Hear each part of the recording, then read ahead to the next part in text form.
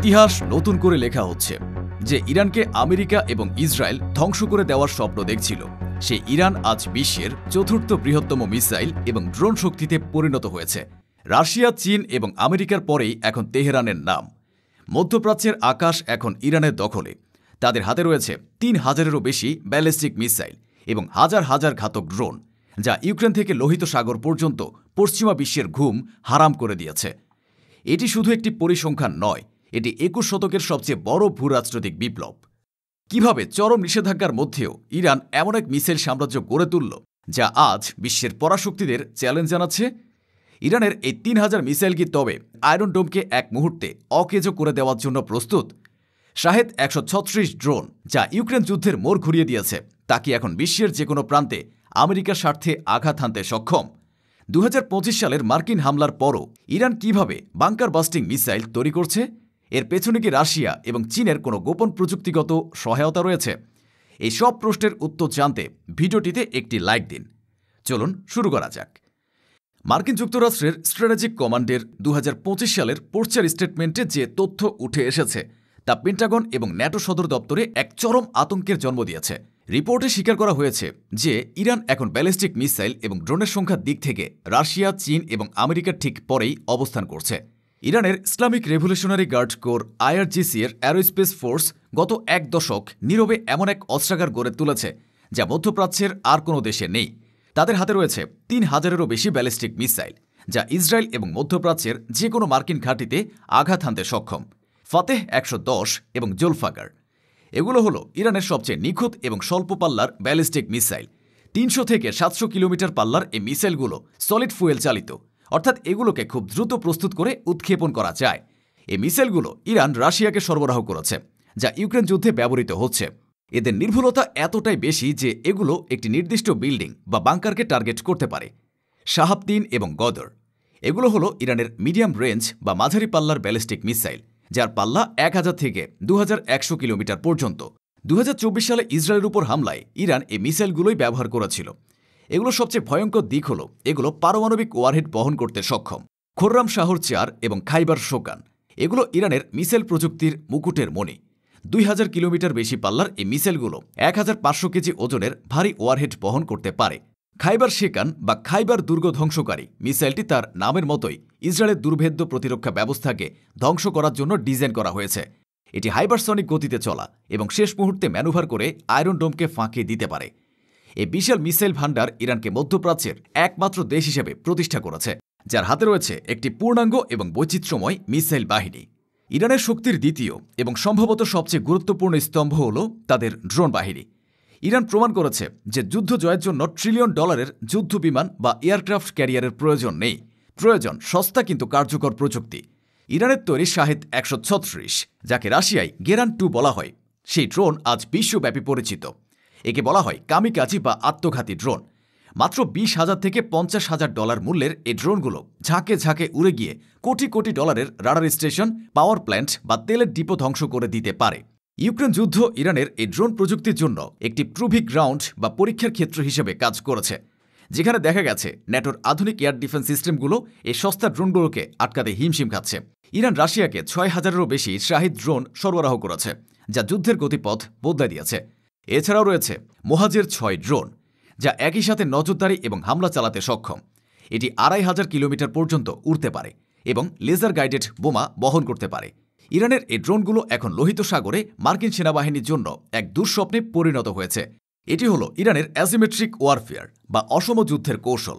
তারা জানে আমেরিকার মতো বিশাল সামরিক বাজেটের সাথে তারা পাল্লা দিতে পারবে না, তাই তারা এমন এক পথ বেছে নিয়েছে যেখানে স্বল্প খরচে শত্রুর সর্বোচ্চ ক্ষতি করা সম্ভব।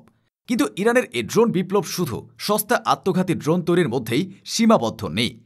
তেহরানের ইঞ্জিনিয়াররা এখন কৃত্রিম বুদ্ধিমত্তা বা AI প্রযুক্তির দিকে ঝুঁকছেন, যা যুদ্ধের ভবিষ্যৎকে বদলে দিতে পারে। ডিফেন্স ওয়ানের এক বিশেষ রিপোর্টে দাবি করা হয়েছে ইরান এখন সোয়ার্ম ড্রোন প্রযুক্তি নিয়ে কাজ করছে। এই প্রযুক্তিতে শত শত ছোট ড্রোন একটি কৃত্রিম বুদ্ধিমত্তা দ্বারা চালিত মৌচাকের মতো কাজ করে।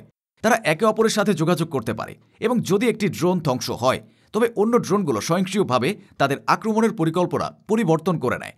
এই সোয়ার্ম বা ঝাঁক যখন কোনো এয়ারক্রাফট ক্যারিয়ার বা মিসাইল ডিফেন্স সিস্টেমের দিকে ধেয়ে আসবে, তখন পৃথিবীর সবচেয়ে উন্নত রাডার সিস্টেমও বিভ্রান্ত হয়ে পড়বে। কারণ একসাথে 500 থেকে 1000টি লক্ষ্যবস্তুকে ট্র্যাক করা এবং ধ্বংস করা কোনো মানুষের পক্ষে সম্ভব নয়। এমনকি বর্তমানে অটোমেটেড সিস্টেমগুলোর পক্ষেও এটি প্রায় অসম্ভব। ইরান এ প্রযুক্তিটি সফলভাবে আয়ত্ত করতে পারলে পারস্য উপসাগরে মোতায়েন মার্কিন নৌবহরগুলো কার্যত অকেজো হয়ে পড়বে। এছাড়াও ইরান তাদের ড্রোনের জন্য নিজস্ব স্যাটেলাইট কমিউনিকেশন সিস্টেম তৈরি করছে। এতদিন তারা জিপিএসের উপর নির্ভরশীল ছিল, যা আমেরিকা চাইলে জ্যাম করে দিতে পারত। কিন্তু এখন ইরান রাশিয়ার গ্লোনাস এবং চীনের বাইডো নেভিগেশন সিস্টেমের সাথে তাদের ড্রোনগুলো সংযুক্ত করছে। এর ফলে ইরানের ড্রোনগুলো এখন যে কোনো ইলেকট্রনিক জ্যামিং বা সাইবার হামলা প্রতিরোধ করতে সক্ষম। তাসনিম নিউজের প্রকাশিত একটি ভিডিওতে দেখা গেছে ইরানের নতুন প্রজন্মের শাহিদ 149 গাজা ড্রোন 7000 কিলোমিটার দূরত্ব পাড়ি দিতে পারে এবং 35,000 ফুট উচ্চতায় উড়ে নজরদারি চালাতে পারে। এর অর্থ হল ইরান এখন তার সীমানা থেকে উড়ে গিয়ে ইউরোপ বা আফ্রিকার যে কোনো প্রান্তে অভিযান চালাতে সক্ষম। এটি শুধু একটি ড্রোন নয়, এটি ইরানের প্রজেকশন অব পাওয়ার বা শক্তি প্রদর্শনের এক নতুন মাধ্যম। এই প্রযুক্তিগত উৎফলন প্রমাণ করে যে ইরান শুধু রিভার্স ইঞ্জিনিয়ারিং বা নকল করায় দক্ষ নয়, তারা এখন নিজস্ব উদ্ভাবনী প্রযুক্তিতেও পরাশক্তিদের টেক্কা দিচ্ছে। তাদের বিশ্ববিদ্যালয় এবং গবেষণা কেন্দ্রগুলো এখন পশ্চিমা বিশ্বের সেরা প্রতিষ্ঠানগুলোর সাথে পাল্লা দিয়ে কাজ করছে। নিষেধাজ্ঞার কারণে তারা নিজস্ব প্রযুক্তির উপর নির্ভর করতে বাধ্য হয়েছে, আর সেই বাধ্যবাধকতাই তাদের জন্য আশীর্বাদ হয়ে দেখা দিয়েছে। ইরানের এ সামরিক উত্থান এখন আর কোনো আঞ্চলিক বিষয় নয়, এটি একটি বৈশ্বিক সমস্যায় পরিণত হয়েছে। ইরান এখন তার সীমান্ত ছাড়িয়ে হাজার হাজার কিলোমিটার দূরে যুদ্ধের ফলাফল নির্ধারণ করছে। ইউক্রেনে ইরানের ড্রোন এবং মিসাইলগুলো রাশিয়ার প্রধান আক্রমণাত্মক অস্ত্রে পরিণত হয়েছে। লোহিত সাগরে ইরানের মিত্র হুতি বিদ্রোহীরা ইরানের ড্রোন এবং অ্যান্টিশিপ মিসাইল ব্যবহার করে ইসরায়েলি এবং মার্কিন জাহাজগুলোর উপর হামলা চালাচ্ছে। বাব আল মানদেব প্রণালী, যা বিশ্ব বাণিজ্যের অন্যতম প্রধান পথ, তা এখন কার্যত ইরানের নিয়ন্ত্রণে। এরদোয়ানের তুরস্ক এবং পুতিনের রাশিয়া আজ ইরানের সাথে ঘনিষ্ঠ সামরিক ও প্রযুক্তিগত সম্পর্ক গড়ে তুলেছে। ইরান এখন এক ঘরে নয়, তারা একটি নতুন অক্ষশক্তির কেন্দ্রবিন্দুতে অবস্থান করছে, যার একদিকে মস্কো, অন্যদিকে বেইজিং এবং মাঝখানে তেহরান। এই অক্ষশক্তি পশ্চিমা বিশ্বের একাধিপত্যকে সরাসরি চ্যালেঞ্জ জানাচ্ছে। 2025 সালের জুনে আমেরিকা এবং ইসরায়েল ইরানের পারমাণবিক এবং মিসাইল স্থাপনাগুলোর উপর এক বিশাল বিমান হামলা চালিয়েছিল। তারা ভেবেছিল এ হামলার মাধ্যমে তারা ইরানের সামরিক ক্ষমতাকে ধ্বংস করে দেবে, কিন্তু বাস্তবতা তার উল্টো। মার্কিন গোয়েন্দা সংস্থাগুলোর রিপোর্ট অনুযায়ী ওই হামলার পর ইরান তাদের মিসাইল উৎপাদন ক্ষমতা আরও বাড়িয়ে দিয়েছে। তারা এখন মাটির নিচে আরও গভীরে আরও সুরক্ষিত বাংকারে মিসাইল তৈরি করছে। শুধু তাই নয়, তারা এখন রাশিয়ান এবং চাইনিজ প্রযুক্তির সহায়তায় বাংকার বাস্টিং বা বাংকার বিধ্বংসী মিসাইল তৈরি করছে, যা ইসরায়েলের ভূগর্ভস্থ কমান্ড সেন্টারগুলোকে ধ্বংস করতে সক্ষম।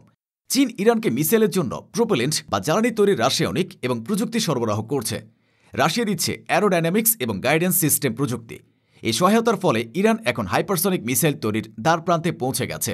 জাতিসংঘের স্ন্যাপব্যাক স্যাংশন বা নিষেধাজ্ঞা শেষ হওয়ার পর ইরান আরও খোলামেলাভাবে এই প্রযুক্তিগুলো আমদানি করতে পারবে, যা তাদের আরও অপ্রতিরোধ করে তুলবে।